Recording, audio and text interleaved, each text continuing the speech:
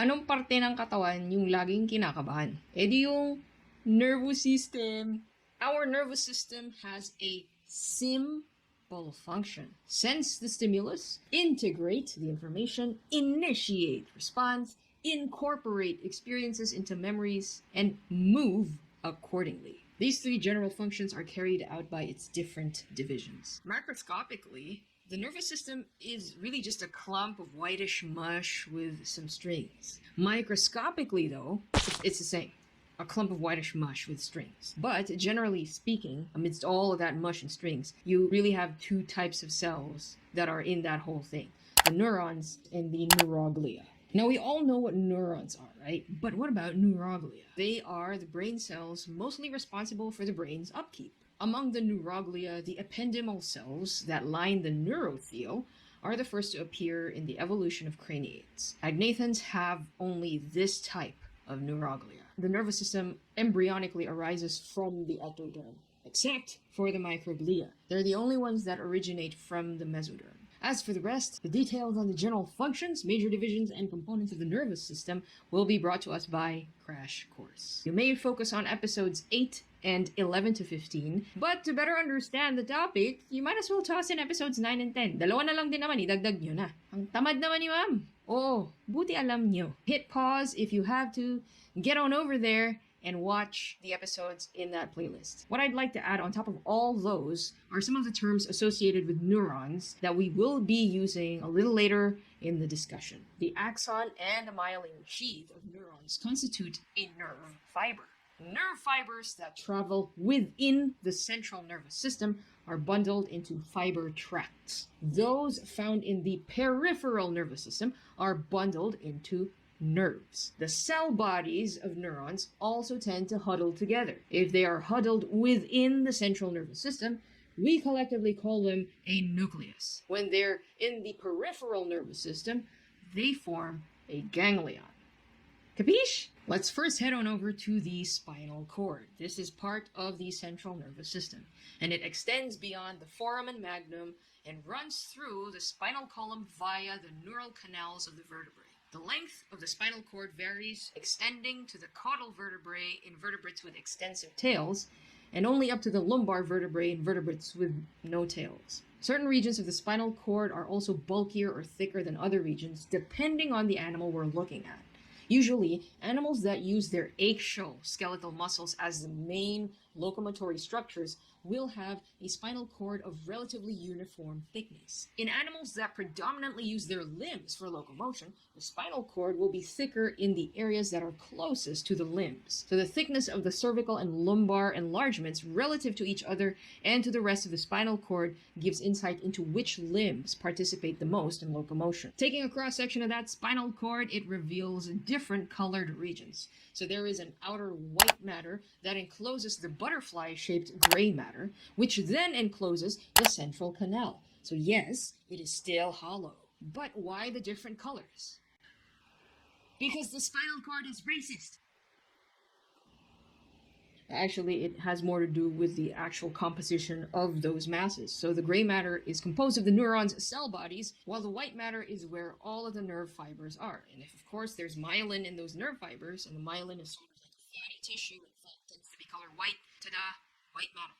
Our bodies perceive and respond to stimuli almost simultaneously, so it's important that sensory and motor signals do not scramble. That's why the sensory neurons come out this way, and the motor neurons come out that way. The inner neurons that connect the sensory and motor neurons are just inside the spinal cord. The ratio of the gray versus white matter, as well as the relative sizes of the dorsal and ventral horns of the gray matter, will vary depending on what section of the cord you are observing. Why is there more white matter in the cranial regions of the cord? Which spinal cord regions have enlarged ventral horns? And why? See if you can figure it out based on the information that we have at hand. After laying out the spinal cord, the effector organs have to be plugged into this. So this looks like a job for the peripheral nervous system, particularly the spinal nerves. The sensory and motor neurons exit the spinal cord via the dorsal and ventral roots. As of this point, the nerves are separated based on whether they are sensory or motor. Except some effectors are somatic, voluntary, and some are visceral, involuntary.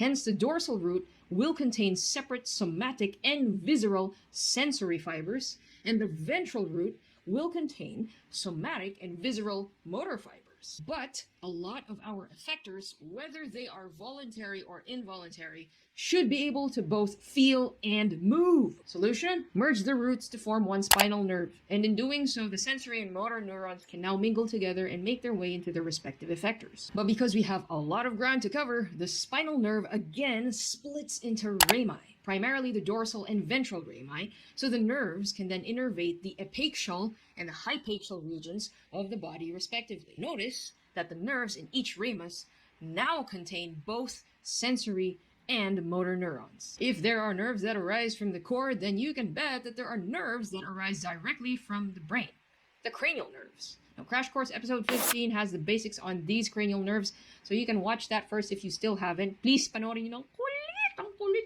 Then come back here when you are ready to compare ours to other vertebrates. What are these 12 nerves? Oh! Tayang-tay ako! Gasi! Vacate area, hurry! And as for their functions, it's somewhat similar to what Crash Course actually said, but just a little bit naughtier. Some say money matters, but my brother says big boobs matter more. Kung ano yung mas naalala nyo, just go for that. It's time to compare. Not all vertebrates will have the same number of cranial nerves. Most amniotes have just 10. But if we include the anterior spinal nerves that are somewhat incorporated into the brain case but not quite entirely, there are actually 17. In amniotes, these anterior spinal nerves shift to arise from the medulla, which is already part of the brain. So they eventually become cranial nerves 11 and 12. The terminal nerve, or nerve 0, is the most anterior nerve, said to play a role in sex pheromone response. Siya yung 13th cranial nerve. Pero dahil nauna na yung first 12, bago nila na-discover na, ay, fuck, meron pa pala isa sa unahan.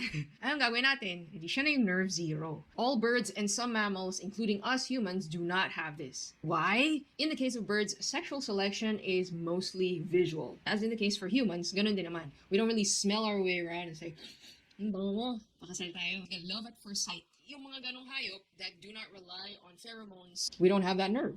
The olfactory nerve, and of course the olfactory lobe, can vary in size depending on whether the animal is heavily reliant on its sense of smell. There are 3 nerves dedicated to controlling the extrinsic eye muscles. When including the optic nerve, which strictly speaking isn't really a nerve, it's the optic tract because it still runs within the central nervous system. 4 nerves are dedicated to just the eye. But it totally makes sense. In the evolution of animals, not just vertebrates, eyes are some of the earliest sense organs evolved. The facial nerve in fishes innervates most of the skin at the operculum and includes sensory fibers from sense organs unique to their group, such as the ampullae of Lorenzini and the cephalic canal system. The facial nerve, together with the trigeminal and glossopharyngeal nerves, innervate the structures associated with the pharyngeal arches. In mammals, these 3 nerves plus the hypoglossal nerve innervate the tongue, an example of an organ whose parts have different developmental and evolutionary histories, hence different innervations. The vagus nerve reaches all the way from your mouth to visceral organs such as the heart and stomach, which is why when you get punched in the gut, you can almost instantaneously knock out. Fun fact, the nerves innervating the testes also connect to the vagus nerve at some point. A solid whack at the balls can sometimes cause dudes to vomit, feel nauseous, or even pass out. The spinal cord, as well as the nerves that connect the effectors to the spinal cord and to the brain, are now all in place. It's time to tap them all into the motherboard, the brain. Developmentally, how you get from a tube to a convoluted blob is somewhat similar to making a balloon animal. What starts out as just a neural tube gets expanded and folded in some areas. This is especially the case for birds and mammals, as their brains have flexures along the different regions of the brain. Why? To save space. Sticking to this balloon animal analogy, will this mean the final brain structures still have air inside? Yes, but it's actually liquid instead of air. The hollow feature of the dorsal nerve cord never really goes away. The neuroceal persists as the central canal in the spinal cord, and in the brain, it becomes the ventricles. That space is filled with cerebrospinal fluid. It helps cushion the brain, provides nutrients to nervous tissues, and remove metabolic waste products. For the third time, if you still haven't, please head over to Crash Course for the details on the development, main regions, and basic functions of each of these regions of the brain. Hit pause. I'll wait. Now that you're familiar with the brain, it's time to play the game. Mine are bigger than yours. Starting from caudal to cranial with the myelencephalon.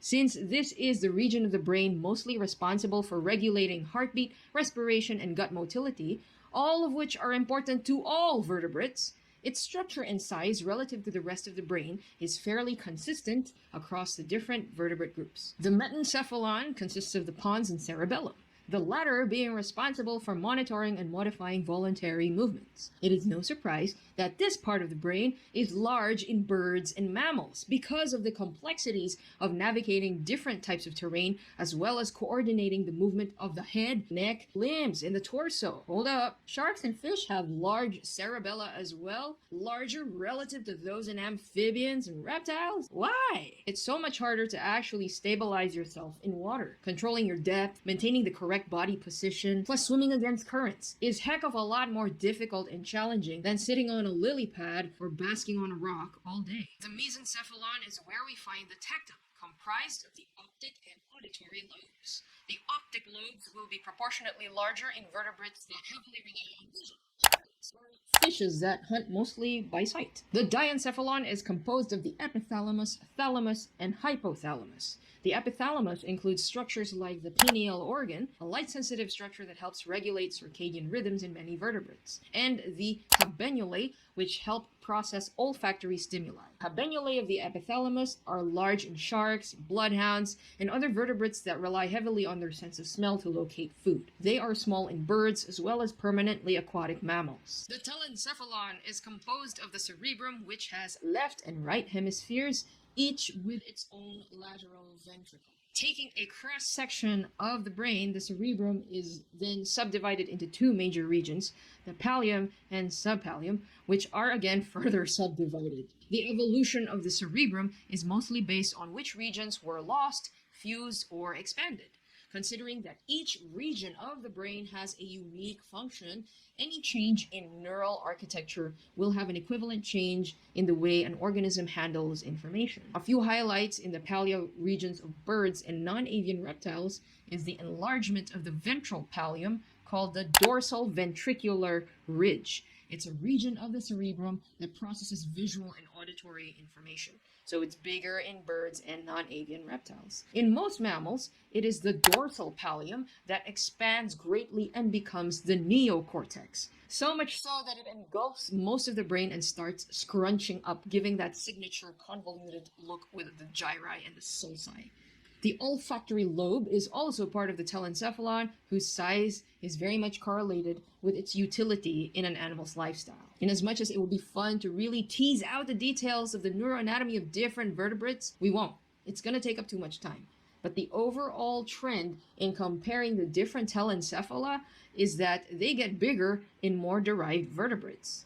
Other important accessory structures of the nervous system include the cerebrospinal fluid, whose functions I already briefly mentioned, and the blood-brain barrier, which is better explained by this video right here, and the meninges, which were already discussed in Crash Course. And there we have it, the nervous system, the PLDT of the vertebrate body. Check out these other videos to learn more, and I will see you next time where we learn about sense organs, the windows to the world.